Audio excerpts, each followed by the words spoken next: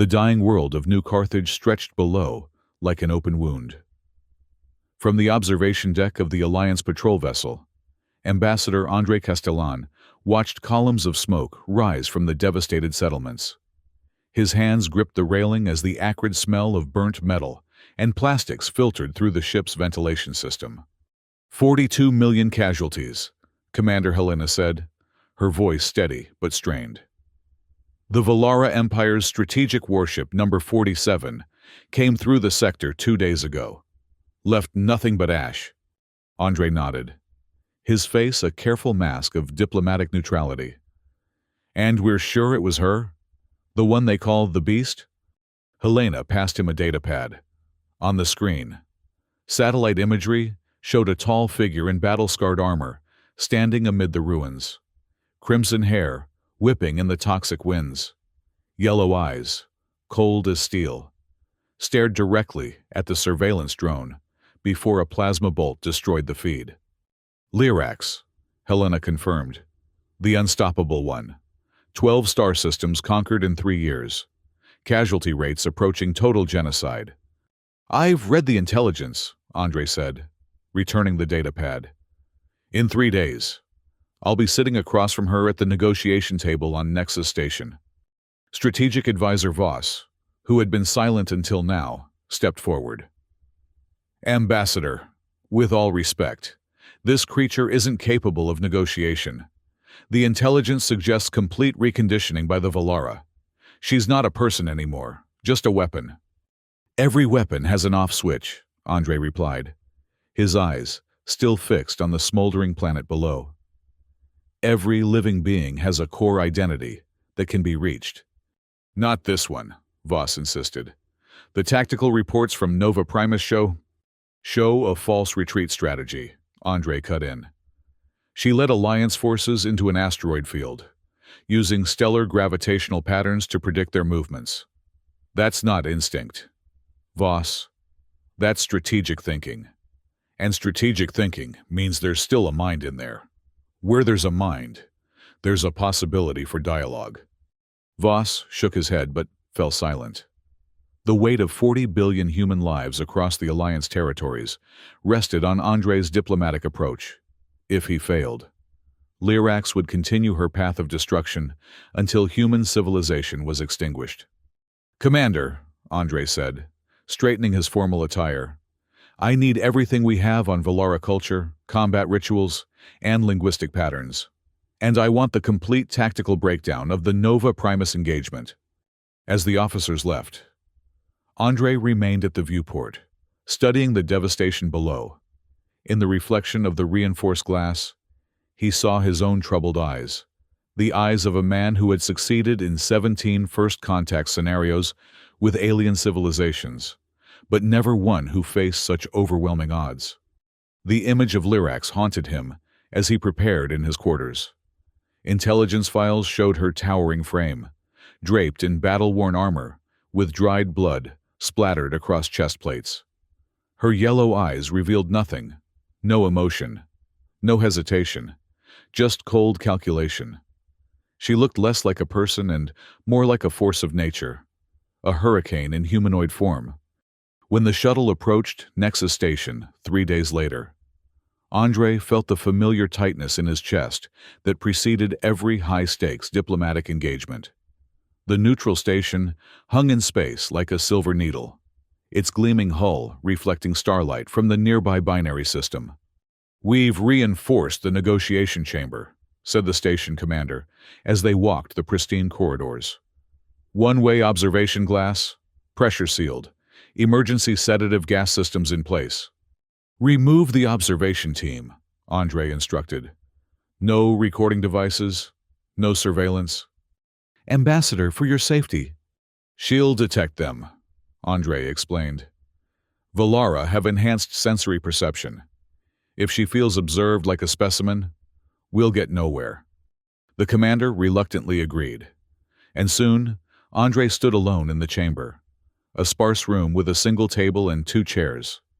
He placed a simple wooden chess set on the table, an antique from Earth's past, and waited.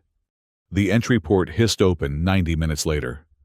Lyrax entered like a storm, each movement deliberate yet fluid. Predatory grace embodied. Blood stained her armor, fresh from some recent conflict. Up close, she was even more imposing than the images suggested, nearly 7 feet tall, with muscles that rippled beneath her armored skin. Her yellow eyes locked onto Andre immediately, pupils contracting to predatory slits.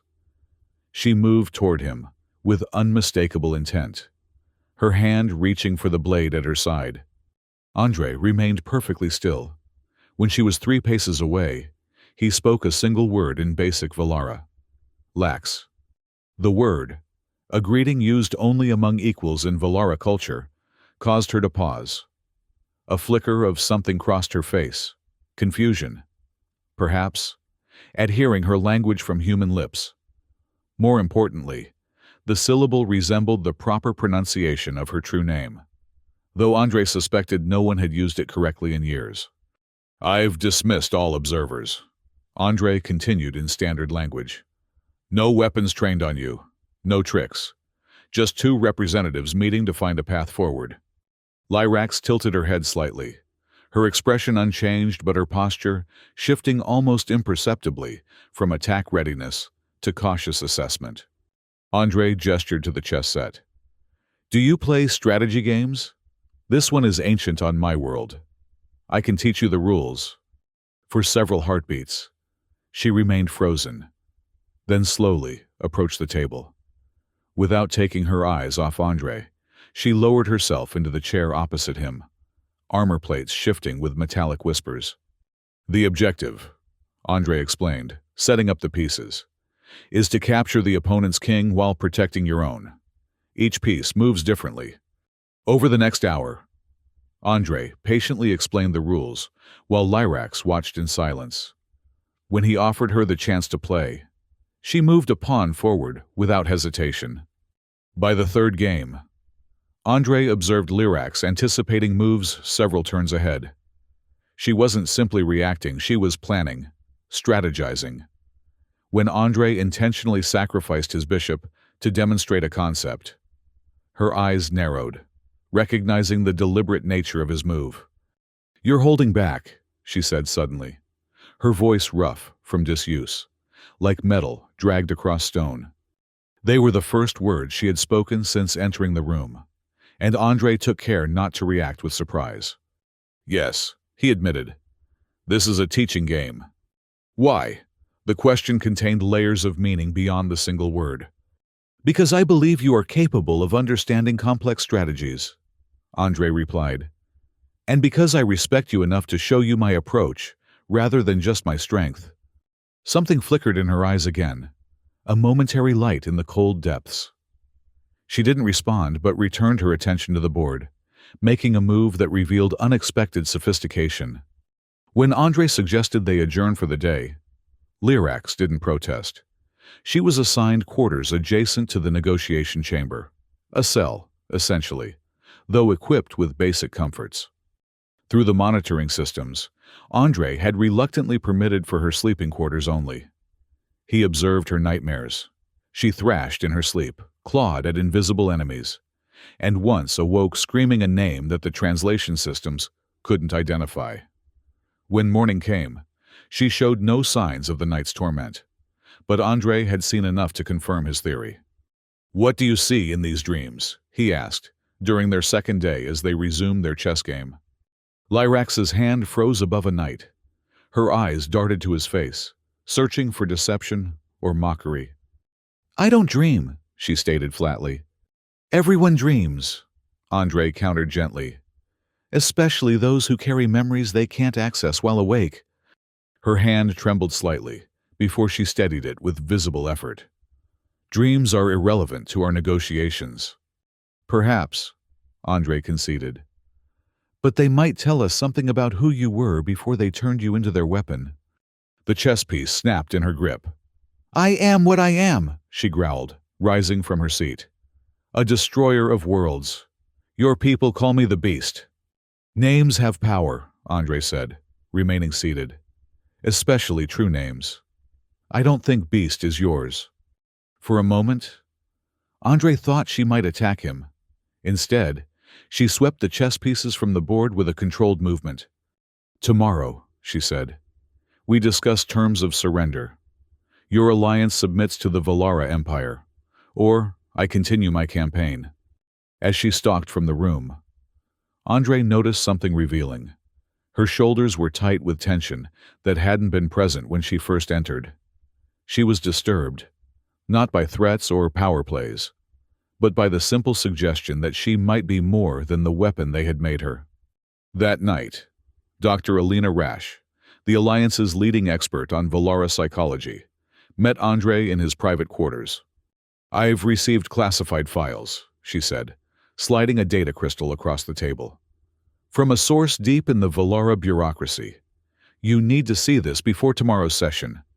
The files revealed a history Andre had suspected, but couldn't confirm. Before becoming Lyrax the Beast, she had been Liak of House Kalar, a champion of her people.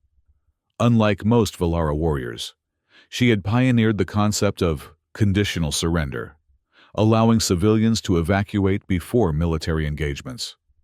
Her casualty rates had been remarkably low for a conqueror, until she refused a direct order to bomb civilian settlements on a disputed border world. The Valara High Council hadn't executed her for this treason. That would have made her a martyr. Instead, they subjected her to reconditioning, erasing her memories and installing combat programming that turned her into the perfect killing machine. "The notes on the reconditioning process are particularly disturbing," Dr. Rash pointed out. "They systematically erased every humanitarian value, every family memory, every principle she once held. But there's evidence that some part of Liak is still fighting the programming. Moments of hesitation, flashes of regret, the nightmares." Andre studied the before and after brain scans. "She's not just a weapon," he murmured. "She's a prisoner inside her own mind." The next morning, their third meeting was interrupted by an emergency transmission. High Emperor Zafane and Commander Korvex of the Valara Empire appeared on the main screen. "Lyrax," the Emperor's cold voice filled the chamber. "You are ordered to return for recalibration immediately. Your extended exposure to human propaganda presents contamination risks." Lyrax straightened, her expression emptying of the subtle engagement Andre had carefully cultivated over the previous days. "The negotiations?" she began. "We're a ruse," Korvex cut in. "The humans sought to delay your campaign while their forces regrouped. You are military property, not a diplomat." "Property," Andre interjected, unable to contain his disgust. "She's a sentient being with rights under the Galactic Charter." "She is a weapon," Emperor Zafane replied. "One we've spent considerable resources developing. Lyrax, your retrieval transport arrives in 3 hours. Eliminate the human if he attempts to interfere." The transmission ended, leaving a heavy silence in the chamber. Lyrax stood motionless, her eyes fixed on the space where the Emperor's image had been. Andre made a decision that would either save billions of lives or end his own. "Your name isn't Lyrax," he said quietly. "It's Liak, of House Kalar, a champion who protected civilians and honored surrender terms." Her head snapped toward him, eyes widening with something between rage and fear. "They erased your memories," Andre continued. "But not your nightmares. In your dreams, you remember the people you tried to protect. You call out names you can't recall when you're awake." "Stop talking," she hissed, her hand moving to her weapon. "I have a ship," Andre said. "Not an Alliance vessel. A private transport registered under a neutral banner. The Lucky Strike. We can leave before their retrieval team arrives." "You're proposing treason," Lyrax said, but her voice lacked conviction. "I'm proposing freedom," Andre corrected. "For both of us. The Alliance wants you captured or dead. The Empire wants you as their slave. Neither sees you as Liak anymore. But I do." For an agonizing moment, Lyrax remained frozen in indecision. Then, a subtle shift in her posture, a decision made. "How do we reach your ship?" she asked.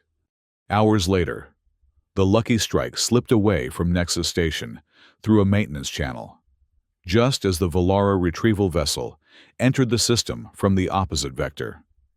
Andre watched from the co-pilot seat as Lyrax deftly navigated the small ship through a series of complex maneuvers designed to mask their signature. "We need to reach the Helix Nebula," she said, her eyes fixed on the navigation console. "The ionic discharges will confuse pursuit vessels." "You know Corvex's hunting patterns," Andre observed. A tight smile, the first he'd seen, curved her lips. "I trained him."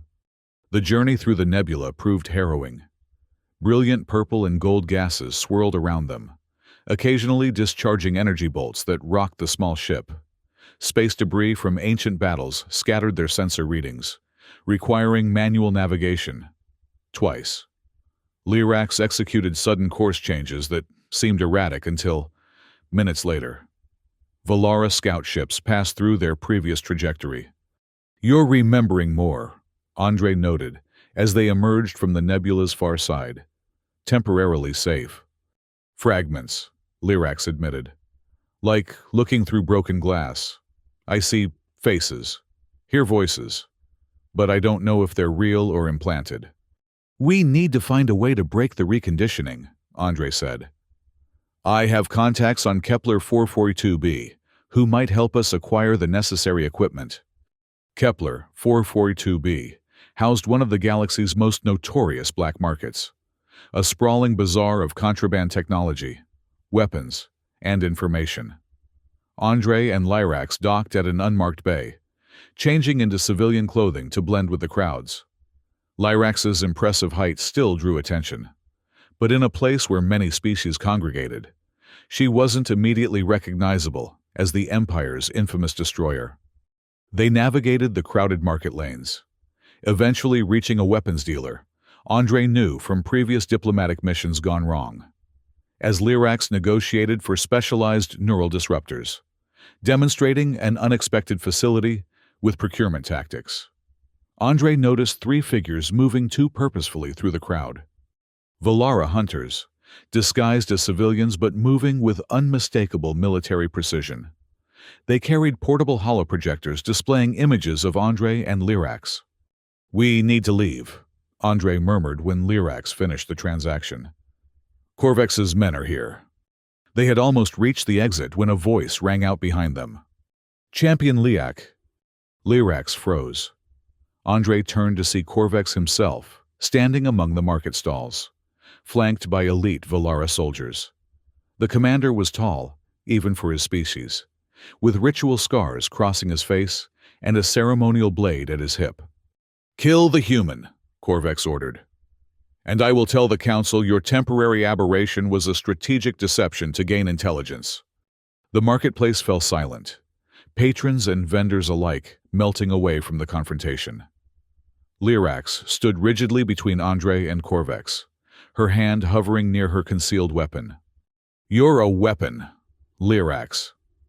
Corvex continued, using the program name, "Nothing more. Whoever possesses you wins this war. The Empire made you. The Empire owns you."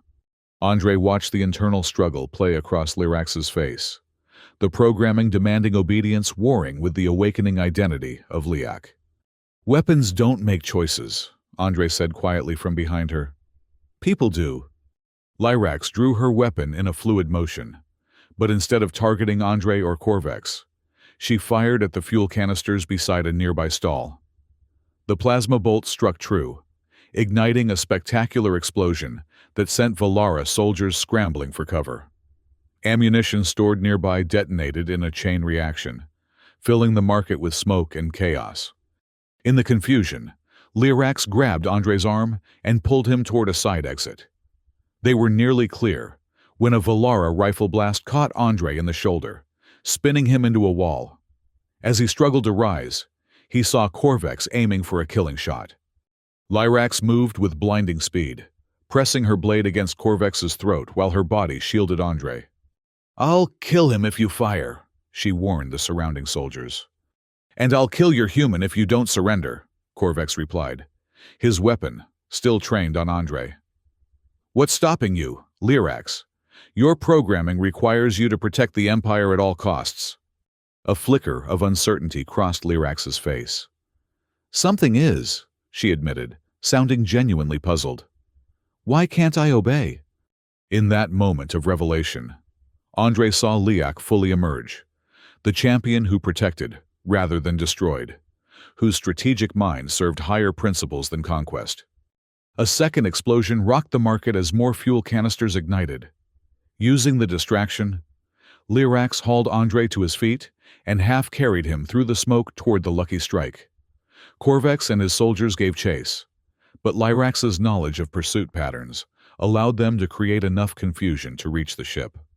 As the Lucky Strike blasted away from Kepler 442b, Andre applied emergency medical sealant to his wound, while Lyrax piloted them toward deep space.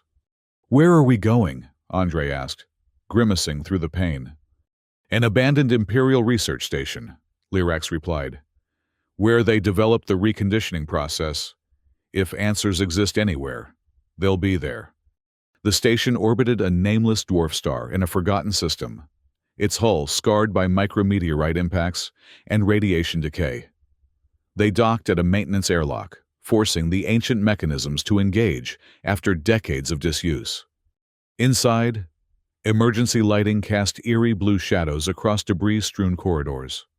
They wore environmental suits, as the atmosphere had long since been compromised by radiation leaks. "I've been here before," Lyrax said, her voice distant as they navigated the station's labyrinthine passages. "They brought me through this corridor, into that room." The room she indicated contained a massive neural reconditioning chair, a nightmarish device with restraints and neural probes designed to rewrite consciousness itself. Dried blood stained the armrests where countless victims had clenched their fists in agony.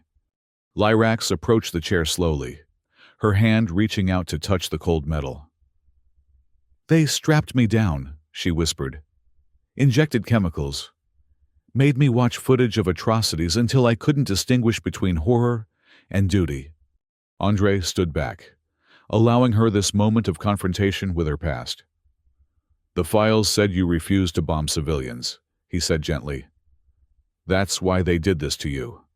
"Border settlement," Lyrax murmured, fragments of memory surfacing. "Farmers. Children. No strategic value. I said there was no honor in slaughtering non-combatants." Her fist clenched. "The council said I had grown weak. That true Valara strength requires unhesitating execution of orders." She moved to the main computer terminal, brushing away decades of dust. "Help me access these systems. I need to understand what they did to me if I'm going to undo it."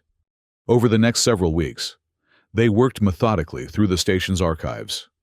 Lyrax's strategic mind, once dedicated to conquest, now focused on understanding the neural pathways of her own brain.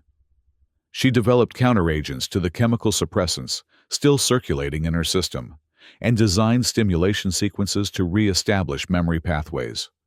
The process was agonizing. As memories returned, Lyrax experienced violent episodes, thrashing, screaming, reliving the trauma of her reconditioning and the atrocities she had committed as the Empire's weapon. During one particularly severe episode, she destroyed half the medical bay before collapsing in Andre's arms, sobbing uncontrollably. "I remember them," she gasped. "The faces of those I killed. Entire worlds. Billions of lives." "That wasn't you," Andre insisted, holding her despite the risk. "That was what they made you into." "But I did it," she countered, her yellow eyes swimming with tears. "These hands destroyed New Carthage. How can anyone forgive that?" "Redemption begins with remembering who you truly are," Andre said. "You were Liak of House Kalar, a champion who protected the weak." As her true memories returned, so did her former values. She recalled her mentor, Elder Thai, who had taught her that true victory lay in winning hearts, not just battles. She remembered her family's ancient code: strength protects, never consumes. The final breakthrough came when she accessed classified files on other reconditioned warriors. I'm not alone, she realized, scrolling through dozens of profiles. They've done this to every Valara who questioned orders or showed compassion. Some were my friends, my squadron. Where are they now? Andre asked. Combat units, mostly, Lyrax replied, her voice hardening with resolve. Spread throughout the Empire's forces. But I know how to find them now, and how to wake them up. When Lyrax finally emerged from the station's medical chamber, she stood taller, her yellow eyes clear and focused. The haunted look had vanished, replaced by determination. I remember everything now, she declared. I am Liek of House Kalar, and I want to rebuild what they destroyed, not just my mind, but my house's honor. What's your plan? Andre asked. Contact the Valara resistance, she replied. There's always been an underground movement opposed to the Empire's methods. With their help, we can locate and rescue other reconditioned warriors. Using communication codes buried deep in her recovered memories, Liak reached out to resistance cells. Within days, they had assembled a small team willing to infiltrate an Imperial prison facility, housing defective warriors awaiting reconditioning. Liak led the operation personally, applying the tactical genius that had once made her the Empire's most effective weapon. Using non-lethal methods whenever possible, a stark contrast to her former approach, they liberated 37 prisoners scheduled for neural reprogramming. This is just the beginning, Liak told the rescued warriors as their ship fled Imperial space. They tried to turn us into monsters, but we remember who we are now. We are champions of our people, not executioners. Armed with irrefutable evidence of the Empire's atrocities against its own warriors, Liak and Andre broadcast their findings across galactic communication channels. The response was immediate and dramatic. Public opinion within the Valara Empire itself began to shift as citizens learned how their leadership had betrayed the ancient codes of honor to pursue unlimited power. Allied systems previously intimidated into silence began to speak out. Resistance movements across dozen worlds gained momentum. The Empire, once seemingly unstoppable, found itself fighting enemies both external and internal. 6 months after fleeing Nexus Station, Liak and Andre stood on the observation deck of a resistance vessel, watching as the news reported growing demonstrations in the Valara capital. What will you do when this is over? Andre asked, his hand finding hers among the shadows. Rebuild House Kalar, she answered without hesitation. Return it to its original purpose, protecting the innocent, honoring surrender, finding paths to peace that preserve dignity for all sides. You've come a long way from the beast they made you into, Andre observed. Liak turned to him, her yellow eyes soft in the starlight. Because you saw me when no one else could. You gave me back my name when they had stolen everything else. As they prepared to depart for their next mission, freeing a detention center on the Imperial fringe, Liak paused at the ship's entrance. The shadows of Liak still trapped in Imperial prisons are counting on us, she said. We will restore honor, protect civilians, and inspire a new way forward. Together, they boarded the ship and launched toward the stars, the diplomat who had risked everything on the humanity buried beneath programming, and the warrior who had found her true name again. In the endless expanse of space, their small vessel carried something the galaxy desperately needed. Proof that even the most unstoppable beast could reclaim her soul when someone had the courage to call her by her true name. The Valara Empire had created the perfect weapon, but they had never anticipated that the greatest threat to their power would be the very humanity they had tried to erase. In the end, it wasn't superior firepower or tactical advantage that began to turn the tide of war. It was the simple recognition that behind every weapon was a person waiting to be remembered.